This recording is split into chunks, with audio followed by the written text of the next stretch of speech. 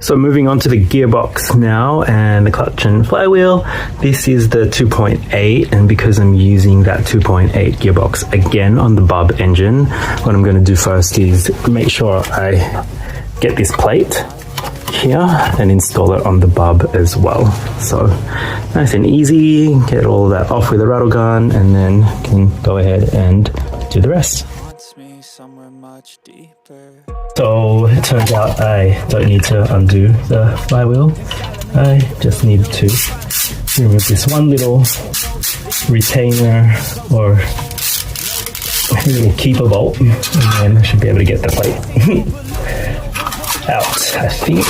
Yep, that's it. Easy. So now back to the BUB engine, and you can see where this will fit. On the BDE, there's a little threaded insert at that hole there, so that's not present here, but this will fit on there nicely. Perfect, just like that. And then flywheel and clutch can go on. So time to get the flywheel on. And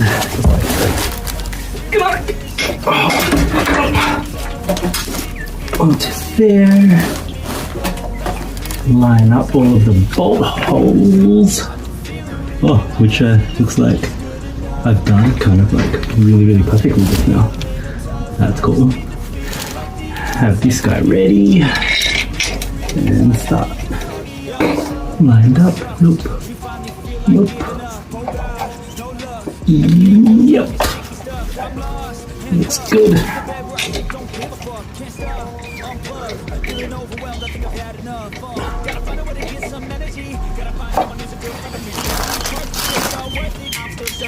So with these, you want to do them in a star pattern.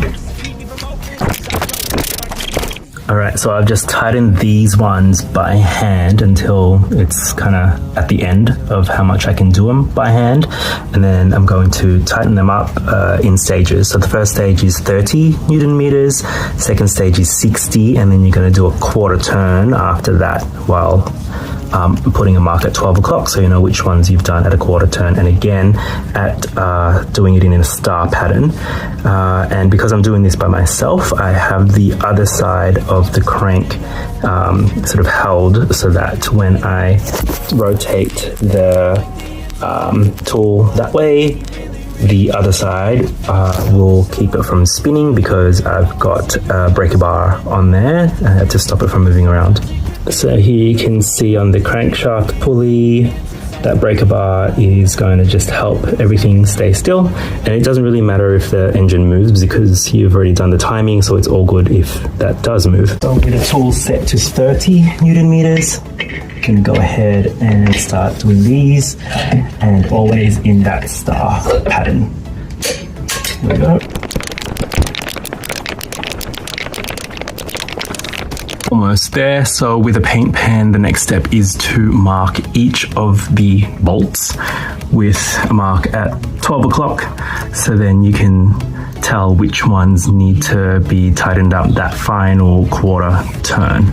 So I'll just mark the final 3 and then show you the result after that quarter turn has been done. Okay, I'm going to see if I can capture one on video.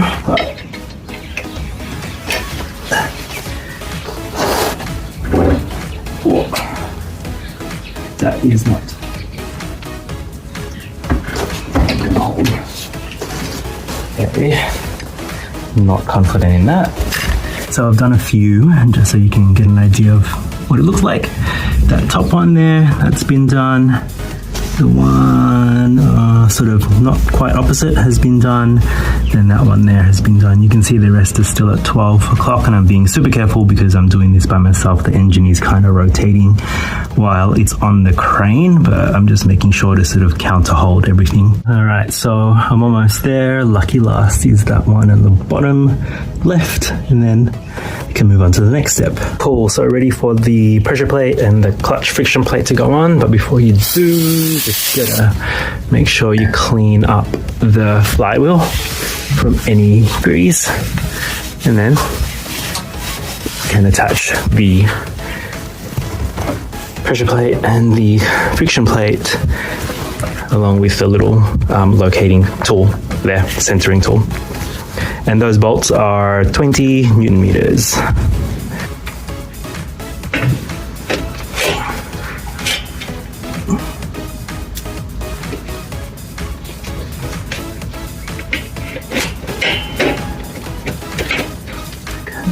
That.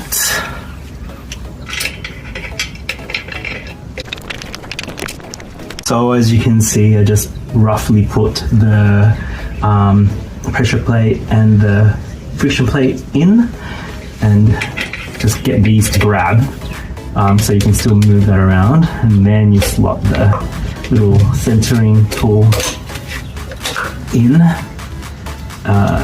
but don't tighten any of these down too tight because then that will get stuck. But what I like to do is just make sure that's kind of center, pushed all the way in, and then this is when I get the pressure plate to bite.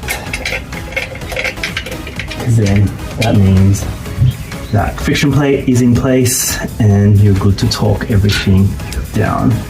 And again, torquing everything down, whoops, in that star pattern.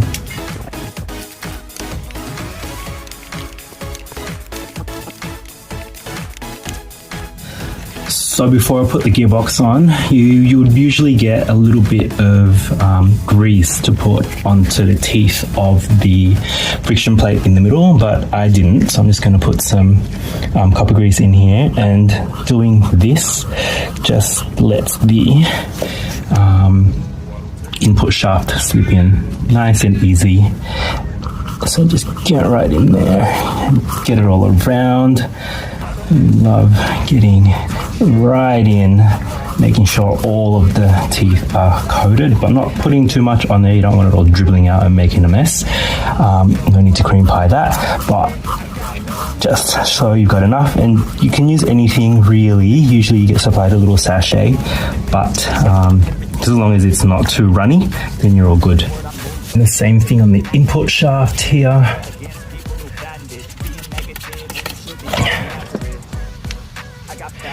All you need to do is just get it on the tip, because then that'll spread around anyway once you get it inserted. So just the tip, and we are good to then work on the concentric slave cylinder. There's the slave. Before installing it, I love to prime it. So this time, fill your little cap up with brake fluid. Not oil, brake fluid. Make sure it's brake fluid. And then you can see that that is how this functions, and that pushes the fluid around. So you want to prime it up. Let me just see if I can get the action of me pushing it down as well. Yep. So get some fluid in there, and it'll just make the bleeding process way easier for you. So you can see that's sucking in the fluid, get all these air bubbles out. And when you install the gearbox, you will get a little bit of squirt of brake fluid on you, but that's fine. Better to get squirted on than to have a lot of issues bleeding the air out of your slave. So that's all good. No more. Oh, some bubbles there at the end. So just make sure you get all those bubbles out. I don't know where that crap came from, that white stuff, but you know, that's what happens when you're squirting.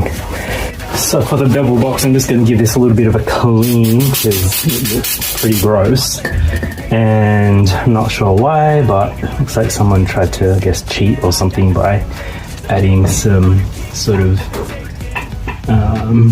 sealant there, which is wrong. Because all you need to do is make sure you change these O-rings each time you separate the bevel box.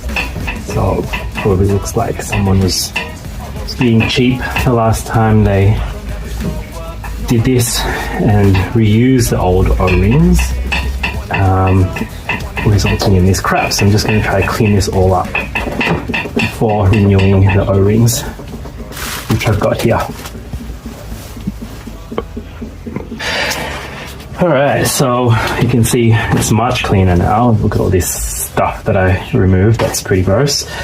And now all of these O-rings can come off and they can be replaced. There's one. Oops, let's just put them down here. So there are 3 different sizes. There's sort of a small chunky one, there's a medium one, and there's a big thin one. And for some reason the colors change throughout the years, but just as long as you've got the right part numbers, you're all good. And you know you've got the right ones because your part numbers are 02Ms. And they slip right on. Beautiful. 02M part number. Oh, that's not a 02M, but anyway, N028, and then all the 2s. Your dict rings. That goes up there. Now, I am missing this one, but luckily I've got this kit, which has been made aftermarket, and to top it up, I'll just order another one of these fat, sort of small ones,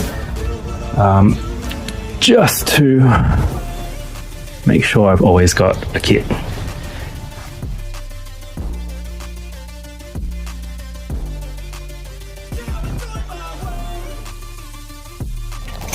Gearbox is kind of on. There's a little bit of squirt here. The laptop got some brake fluid on it. Whoops. So I slipped the gearbox on and found that it wasn't going home all the way, and it's because of this little dowel here which needs to come off. So either that needs to come off, or on the BUB block this needs to come off. So either one. I'm going to take the one off on the gearbox, so then it should then push on all the way. So this is attempt number 2 to get this gearbox on. Let's just move some of these cables out the way. Packet is not ready. To thread on.